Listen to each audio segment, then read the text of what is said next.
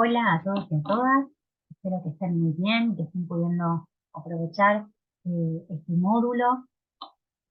Estuvimos revisando un poco la evaluación del desarrollo, en la cual nos dedicamos en la primera parte a la historia clínica, la observación y algunas herramientas complementarias para la observación. Y ahora vamos a prestar la atención al funcionamiento. Eh, el diagnóstico funcional de alguna manera es el diagnóstico del cómo una persona realiza tal o cual función y de qué manera se involucra, cómo participa.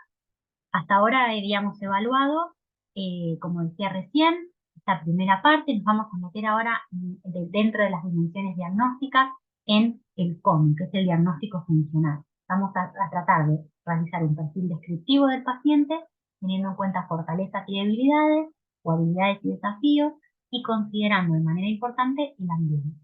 Entonces, para eso nos vamos a adentrar en el diagnóstico funcional. Como decíamos, la observación, que podía ser libre o no estructurada, y de otra manera estructurada u ordenada, el diagnóstico funcional también tiene esta característica.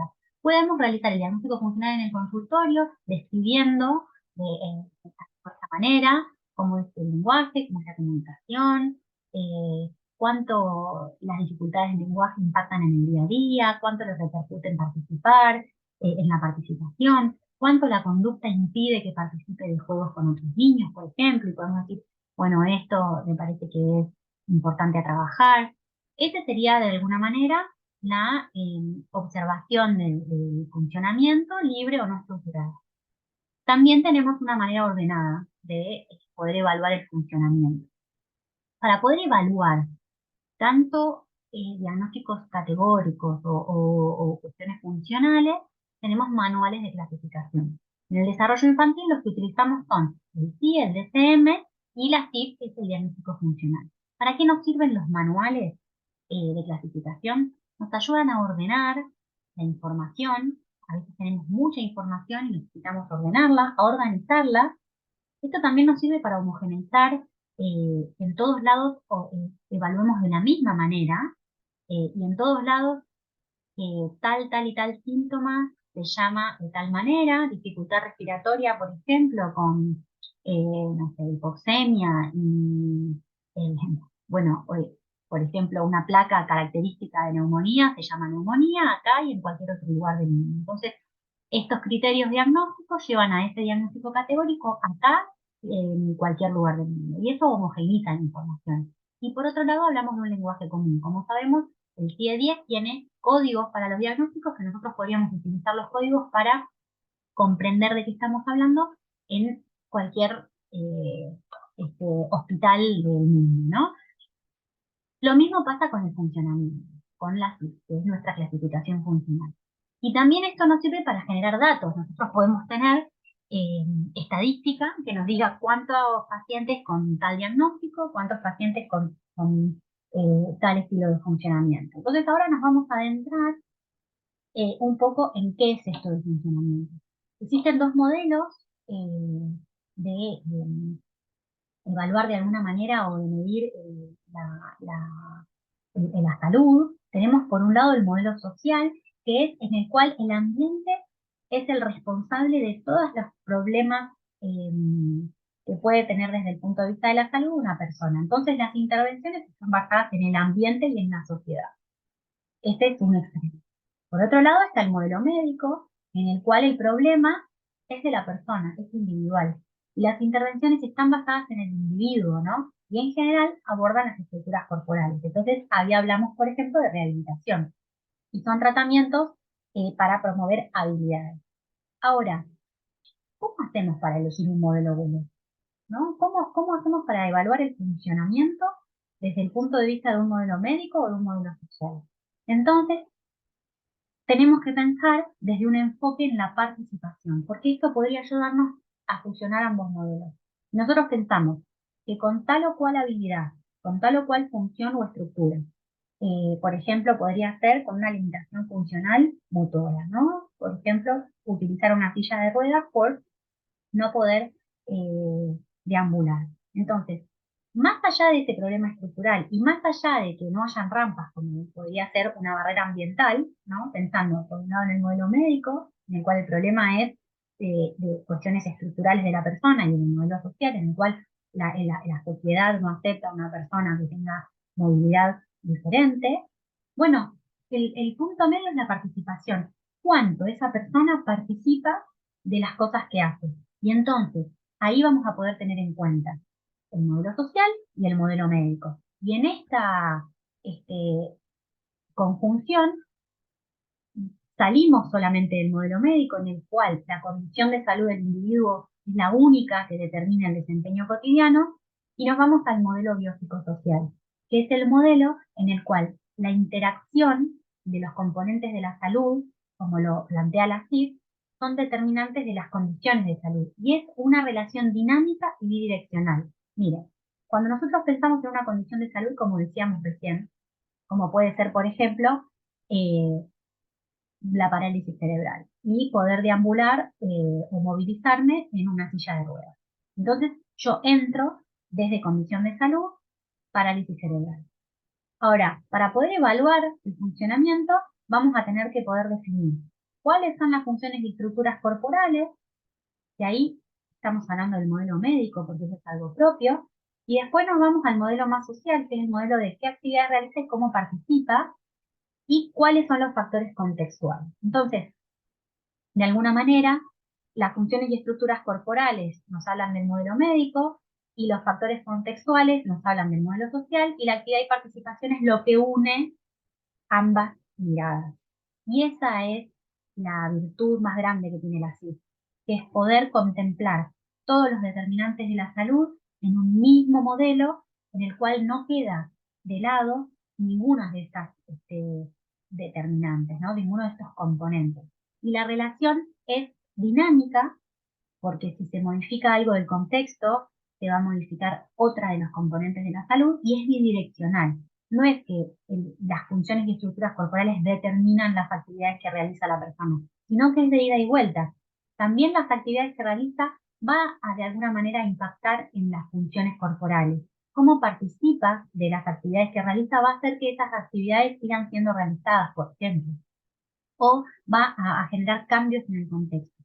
Entonces, digamos, todo este modelo es el que nos va a ayudar a pensar el funcionamiento desde un punto de vista biopsicosocial en el cual se integren ambos modelos, el médico y el social. Entonces, ¿qué es la clasificación internacional del funcionamiento, la discapacidad y la salud? Es una clasificación que desarrolló la OMS en el año 2001 y que luego generó una versión para la infancia y la adolescencia, y que lo que hace es describir la situación de las personas en su funcionamiento, en su contexto y tomando en cuenta los factores personales. Entonces, es una descripción.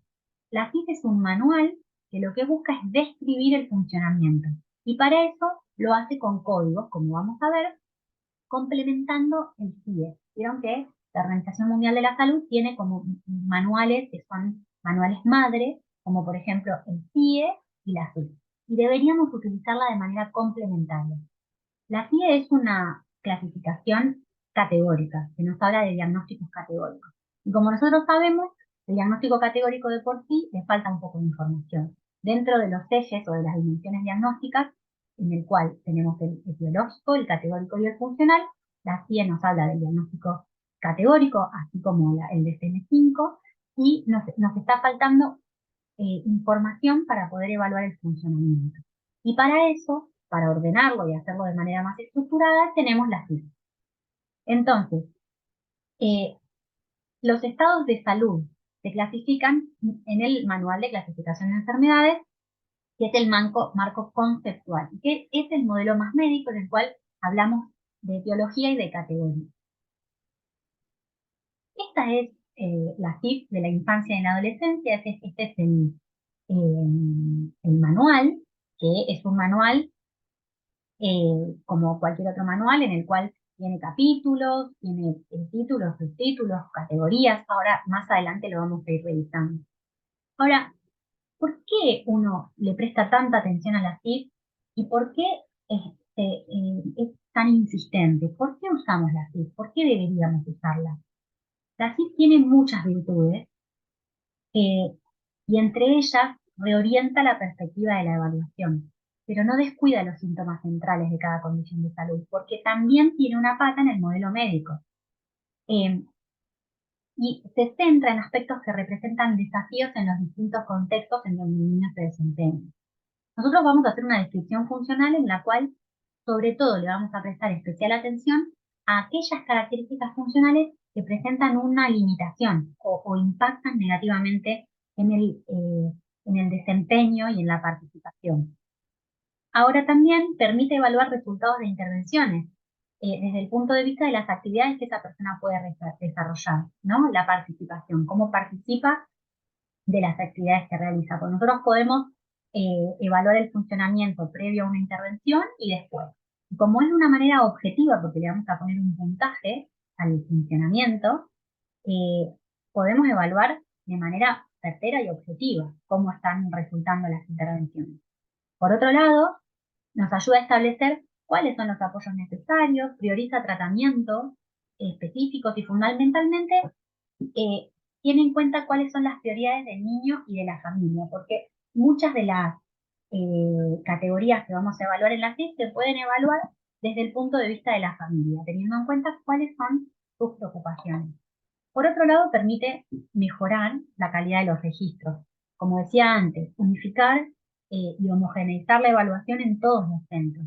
Utilizar las mismas categorías para cada condición de salud, las mismas herramientas de medición, en los niños con el mismo diagnóstico, es la base fundamental para la planificación de recursos y la gestión sanitaria y de educación. Esto lo repetimos una y otra vez porque es fundamental. Cuando nosotros pensamos en qué recursos desde el punto de vista sanitario necesita una comunidad, no solo tenemos que saber cuáles son los diagnósticos categóricos más prevalentes, sino que tenemos que saber cuáles son los niveles de funcionamiento.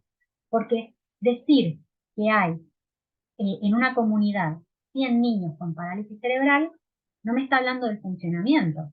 Tal vez nosotros tenemos que saber, bueno, pero además necesitamos construir 200 rampas porque esos niños se movilizan en silla de ruedas. O tal vez necesitamos generar, no sé, 15 plazas adaptadas para que los niños puedan, como les gusta ir a la plaza y no pueden porque es una barrera ambiental, porque las hamacas o los juegos de la plaza eh, del parque son para niños que no tienen silla de ruedas, tal vez nosotros deberíamos decir, bueno, están teniendo una barrera en la participación en el juego en un parque. Entonces, ahí es donde el registro numérico y categórico objetivo nos puede dar información para tomar decisiones posteriores. Este artículo es un artículo que compara la evaluación en el consultorio desde el punto de vista funcional con una evaluación médica convencional. Es en adultos, en otra condición de salud,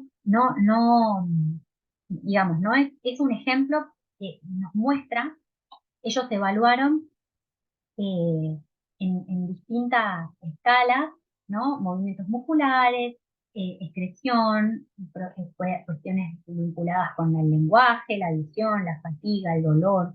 Bueno, y lo que ellos vieron, no voy a entrar en el artículo en sí, pero sí para mostrarles que una pregunta que uno puede hacer, ¿y qué pasa con las funciones y estructuras corporales en una evaluación en la que usamos la CIF como base? Y lo que ellos vieron es que utilizar una perspectiva biopsicosocial en la entrevista no resta atención a las funciones y estructuras corporales. ¿Y qué pasa con la participación y los factores ambientales? Lo que vieron en que el grupo evaluó con modelo convencional no tenía tan buenos niveles de detección de problemas en estos componentes de la salud. ¿Y qué pasa con el plan de tratamiento? Lo que ellos vieron es que la evaluación del funcionamiento permitió un plan amplio y completo y que estaba ajustado a la percepción de la persona, no ajustado a las características del centro o de la comunidad solamente, sino con lo que la persona necesitaba. Entonces, la conclusión de este trabajo es que una evaluación funcional basada en el marco estandarizado y sistemático de la CIF proporciona una base sólida para poder identificar la capacidad y la discapacidad en todos los componentes de la salud sin descuidar los problemas médicos, que es lo que tanto nos preocupa en general a los profesionales de la salud. Bueno, este gráfico nos lo vamos a terminar aprendiendo de memoria. La CIF dice que los determinantes de la salud están dados por distintos componentes. O sea, la salud y la discapacidad se compone de funciones y estructuras corporales, actividades y participación, y luego los factores contextuales y los factores personales. Todo esto en relación bidireccional entre sí es lo que determina el nivel de funcionamiento y la discapacidad de una persona. Entonces nosotros deberíamos, para poder definir cómo es el funcionamiento de una persona, deberíamos poder definir, bueno, cómo son sus funciones y estructuras corporales, qué actividades realiza, cómo participa y los factores ambientales. Ahora, como vamos a ver más adelante, la CIF tiene muchas categorías, o sea, poder evaluar todas las funciones corporales y estructuras, todas las actividades que plantea la CIF con códigos, es casi inabarcable. Entonces, hay grupos de categorías para distintas condiciones de salud, y me voy adelantando y son los conjuntos básicos. Ya lo vamos a ver un poquito más adelante, pero los conjuntos básicos son grupos de categorías que expertos decidieron que se tienen que evaluar en cada condición de salud. Entonces, para, por ejemplo, diabetes, hay un grupo de categorías que expertos de todo el mundo se juntaron y definieron, bueno, para poder evaluar el funcionamiento de personas con diabetes, tenemos que tener, poder evaluar estas funciones y estructuras corporales, estas actividades, esta participación y estos factores conductuales. Y con eso vamos a determinar qué nivel de funcionamiento hay. Y si nosotros en todo el mundo evaluamos a las personas con diabetes con estas categorías, entonces todos vamos a poder hablar un lenguaje común. Ahora, lo que siempre genera como duda y lo que siempre nos hace como eh, más difícil la comprensión de la CIF es que tiene muchas palabras nuevas, que tiene muchas definiciones que no estamos, a las que no estamos habituados. Es posible que luego de este video queden muchísimas dudas. Las vamos a seguir trabajando porque la idea es que podamos empezar de a poquito al escuchar una y otra vez cuestiones vinculadas a la CIF y las definiciones. Y al principio cuesta un poco más y luego ya vamos entrando como en tema y las podemos empezar a comprender de una manera más fácil. Entonces, la CIF es un manual que tiene dos partes. Una parte, que es la de arriba, que es la parte del funcionamiento y discapacidad, y otra parte que son los factores ambientales. O sea, si nosotros agarramos el manual en papel, toda la primera parte de la FIP habla sobre funcionamiento y discapacidad y está conformada por distintos capítulos, que son las funciones y estructuras corporales, el capítulo de actividades y participación. Y si vamos a la segunda parte, a la parte 2, estamos hablando de los factores ambientales. Están compuestos por los factores contextuales y los factores personales. Ahora, vamos a la parte de arriba, las funciones y estructuras corporales. Cada uno de estos componentes de la salud representa esto mismo, un componente. Y luego, cada componente, por ejemplo, el componente funciones corporales, tiene capítulos. Y cada capítulo habla de funciones diferentes del cuerpo. Entonces, el capítulo 1 va a referirse a funciones mentales, el 2 a funciones sensoriales y del dolor, el 3 a funciones de la voz y del habla, el 4 a funciones del sistema cardiovascular, hematológico, inmunológico y respiratorio, el 5 al sistema digestivo, metabólico y endocrino, y así. Dentro de cada capítulo podemos decir que existen subtítulos. Entonces ya ahora vamos a ver un ejemplo de cómo son esos subtítulos, porque la CIF lo que va haciendo es tratar de describir en detalle cada una de las categorías que queremos evaluar.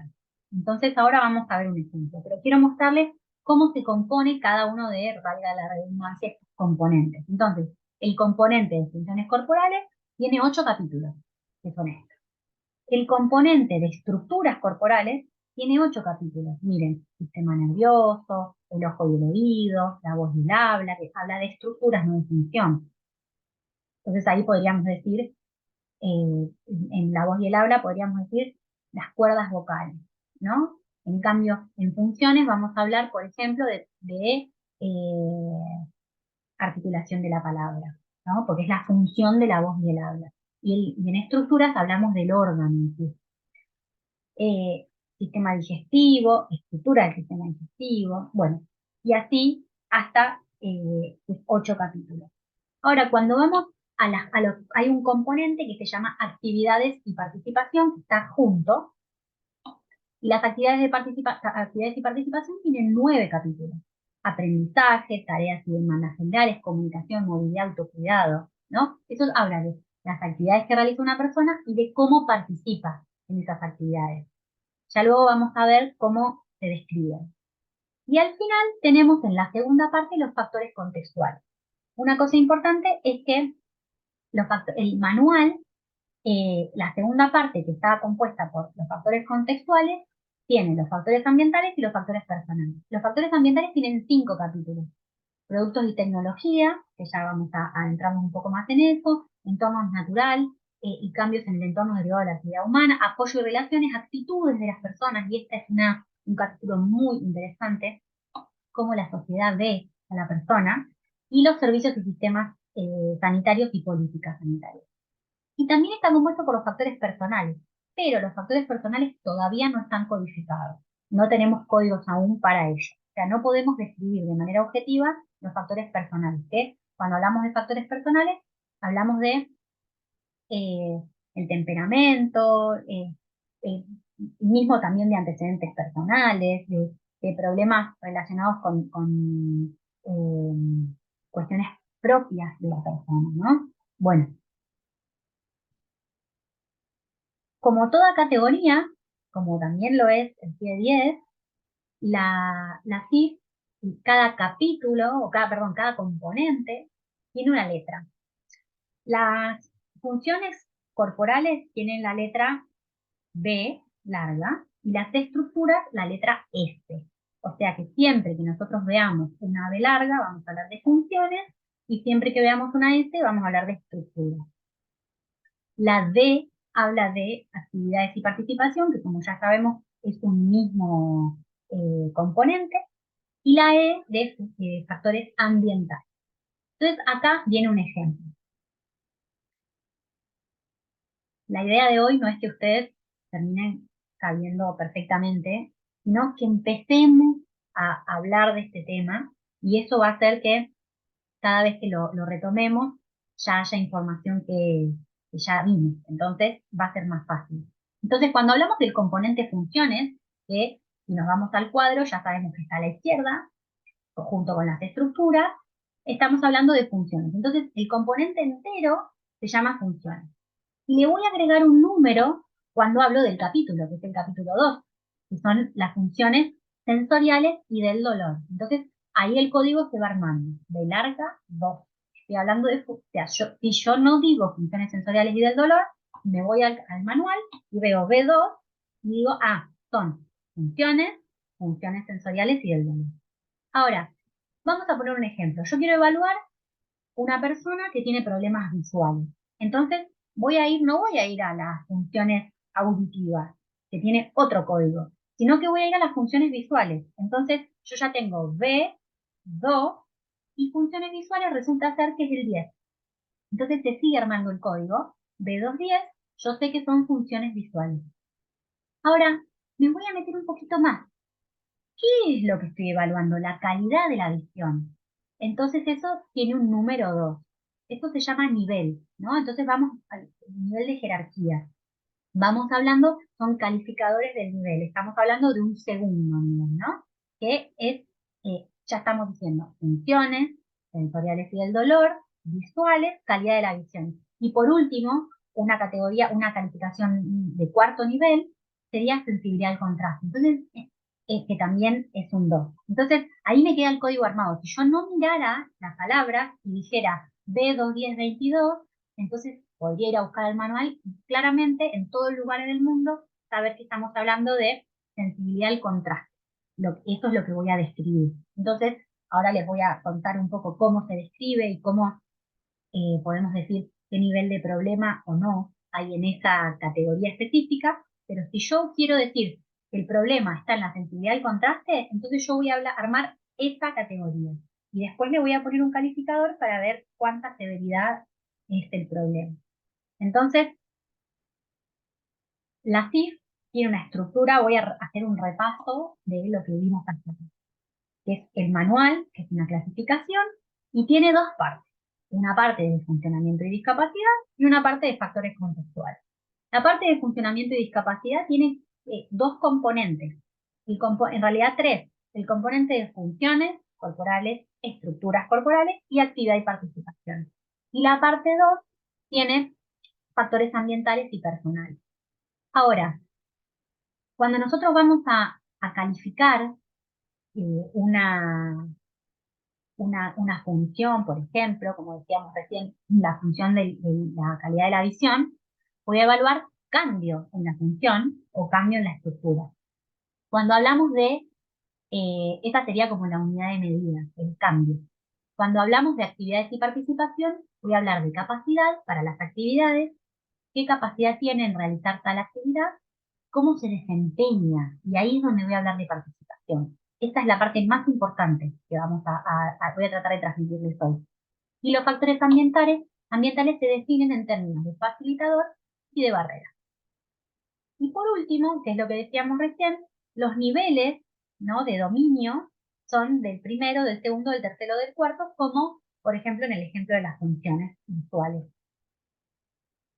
Sé que es difícil y que lleva un tiempo, pero el objetivo de hoy es primer pantallazo. Ya lo vamos a seguir repasando. Entonces, un poquito decía recién, ¿cómo se miden las categorías? Por ejemplo, si yo voy a evaluar las funciones del lenguaje, yo quiero saber funciones del lenguaje expresivo, que tiene un código eso. ¿Cómo defino si es un problema o no? Si hay, qué nivel de funcionamiento tiene esa categoría. Para eso sirven los calificadores, que serían las unidades de medida. Entonces, la categoría podría ser, por ejemplo, de 210, como dijimos antes, que eran las funciones visuales, punto y el calificador. Si yo le pongo B210 en todo el lado del mundo, sabemos que estamos hablando de funciones visuales, y punto 0 quiere decir que no hay problemas visuales, ¿no? Punto 1 es un problema ligero, 2 moderado, 3 grave y 4 completo. Y acá tenemos a la derecha el porcentaje de problemas que es cada niño, ¿no? Si yo pongo el 8 es porque no lo evalúo. Y si pongo el 9 es porque en este caso no es aplicable. Por ejemplo, podría ser eh, en lo laboral, ¿no? Dentro de las actividades el trabajo, y si es un niño, yo podría poner punto 9 porque no es aplicable, si tengo esa categoría para evaluar, ¿no? Entonces, si te fijan en el cuadro de arriba, las funciones, estructuras y actividad y participación usan la misma manera de calificarlo, ¿no? La misma unidad de medida. Estamos hablando en funciones déficit y en actividad de participación dificultad. En términos generales, hablamos de problemas nosotros. Entonces decimos qué porcentaje de problemas genera, tanto en funciones, estructuras, actividad y participación. Entonces el 1 es un porcentaje de 5 a 24% de problema y es un problema leve, moderado, grave, serio o total. Y para tener una referencia, el moderado es la mitad del tiempo que eso genera un problema, del 25 al casi 50% de dificultad. Entonces siempre tomamos este punto de referencia. Y los factores ambientales, como decía antes, en facilitadores y en barreras. Muy bien, entonces por ejemplo, podría ser, ¿necesita un dispositivo para la comunicación? Es un facilitador tenerlo, ¿no? ¿De cuánta ayuda? +1 es de poca ayuda, +2 es moderado, mucha ayuda o ayuda total. Una barrera, ¿lo necesita? Por ejemplo, un dispositivo para la comunicación, pero no tiene acceso, entonces es una barrera. Si lo necesita mucho, es una barrera total. Entonces, el ambiente, digamos, el resultado final en la participación, lo podríamos definir en términos de función o de estructura, o en términos de factores ambientales, o en términos de participación. Si nosotros pensamos en el modelo médico, diríamos, es un niño con un trastorno del lenguaje. no puede hablar. Entonces, ¿qué hace una rehabilitación del lenguaje? Ahora, si lo pensamos en términos ambientales o en términos solamente de modelo social, diríamos, no tiene su comunicador, entonces, o el resto no puede comprenderlo porque no tiene un comunicador. Entonces, solo el problema es ambiental. Ahora, la CIF nos propone pensar, ¿cómo participa este niño en clase? Bueno, en realidad tiene limitaciones en la participación porque no tiene su dispositivo de comunicación y tiene limitaciones en las funciones del lenguaje. Entonces, esta unión de ambos modelos es el que mayor descripción nos da del funcionamiento. En Argentina nosotros tenemos el certificado de discapacidad que describe, por un lado, si se fijan arriba, dice diagnóstico, bueno, en este caso, con términos categóricos antiguos como retraso mental, que serían los del CIE-10, y diagnósticos funcionales. Si se fijan, tenemos funciones corporales con la B, 230.3, quiere decir que en la categoría 230 hay un problema severo. En la B117, que son funciones intelectuales, el problema es leve, porque las funciones intelectuales se describen con este código, B117. Y como es punto 1, yo ya sé que son funciones que el problema es leve. Y no importa si esto se hizo acá o en otro país, porque como es homogéneo y está ordenado y es un lenguaje en común, yo ya lo puedo saber con el código solamente. Estructuras corporales, S110, que tenga un 8, son estructuras del cerebro, que tenga un 8 quiere decir que no las evaluaron, que no está especificado. Y miren, en actividad y participación codificaron muchas categorías, y esto es bueno, quiere decir que es lo más importante. Entonces, podríamos buscar, bueno, la categoría D de actividad y participación 210, 4.2. Tendríamos que buscar exactamente qué están evaluando y el nivel de severidad que es moderado. Vamos luego a hacer ejercicios para poder ir poniendo en práctica esto y ir familiarizándonos. Nadie se acuerda de las categorías de memoria y no es el objetivo. El objetivo es que uno tenga el manual y las pueda ir a buscar y conocer qué es de lo que estamos hablando. Y miren, factores ambientales es con la E y podemos ver, por ejemplo, vamos al del medio, 410 punto más 3. En este factor ambiental estamos hablando de una barrera importante, perdón, de un facilitador importante. En este caso, esta persona no tiene barreras ambientales, son todos facilitadores. Bueno, muy bien. Este es uno de los usos que tenemos en Argentina para la CIS. Bueno, como había anticipado hace un ratito, la CIS tiene muchísimas categorías y se van agregando, o sea, tiene más de 1.600. Imaginémonos empezar una consulta y empezar por la primera categoría de la CIS y tener que evaluar cada una de las categorías. Es impracticable y llevaría muchísimo tiempo y no tiene mucho sentido porque tampoco sería tan específico. No todos necesitamos eh, evaluar las mismas categorías. Y no todas las condiciones de salud necesitan tener las mismas categorías dentro de la evaluación funcional, porque tal vez no repercuten los mismos dominios del funcionamiento. Entonces, para eso existen los conjuntos básicos, que gracias a Dios los grupos de expertos se juntan y deciden que para cada condición de salud se deben evaluar un grupo limitado de categorías que lo hacen practicable, ¿no?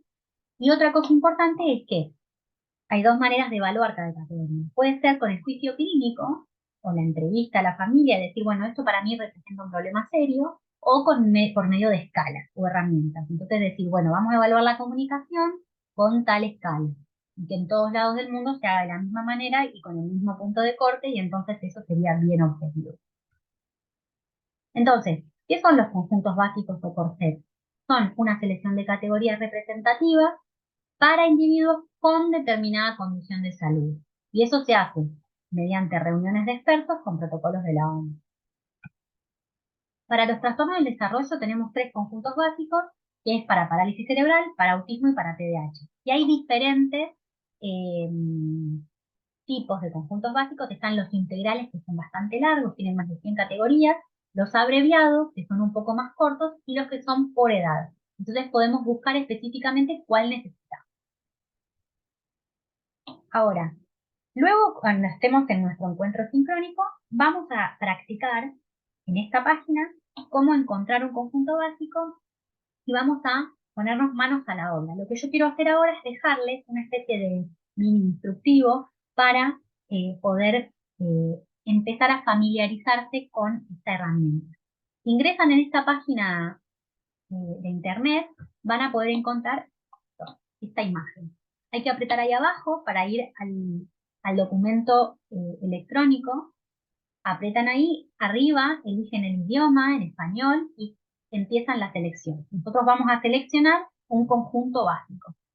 Van a aparecer todos los conjuntos básicos que hay hasta el momento, se van agregando. Entonces, por ejemplo, nosotros podríamos elegir de acá el conjunto básico de lumbalgia abreviado. Entonces lo elegimos. Y abajo en la página va a aparecer eh, enviar selección. Acá están los nuestros, los de las condiciones del desarrollo. Entonces podríamos elegir, por ejemplo, el de autismo abreviado. Y enviamos la selección acá abajo. Yo acá había marcado TDAH completo. Podríamos, como saben, el conjunto básico tiene determinada cantidad de categorías. Pero yo podría decir al conjunto básico de TDAH que elegí, le quiero agregar una categoría de la CIF porque no, los expertos no la pusieron esta categoría y yo quiero saber sobre algo en particular de este chico. Entonces, puedo ir de todo el manual de la CIF, puedo ir y seleccionar otra categoría que yo quiera o todas las que quiera. Entonces, la selecciono, que hay que tener en cuenta que para seleccionar una categoría hay que apretar el control y después cliquear, porque si no se borra la selección anterior. Entonces aprieto control y voy seleccionando. Puedo soltar el dedo, pero tengo que, cada vez que quiero seleccionar algo, tengo que apretar el control. Entonces, si yo quisiera saber eh, si en el conjunto básico para TDAH no está E355, que es profesionales de la salud, y yo quiero evaluar a los profesionales de la salud, entonces aprieto ese y se agrega al conjunto básico, que yo luego voy a evaluar. Selecciono y me va a aparecer este formulario de documentación basado en la CIF. Y puedo ir tildando cada una de las categorías que el conjunto básico trae. Ahora, si yo hay alguna categoría que no la pude evaluar, entonces pongo sin especificar. O si me parece que no es aplicable para este chico, pongo el 9 y cliqueo ahí.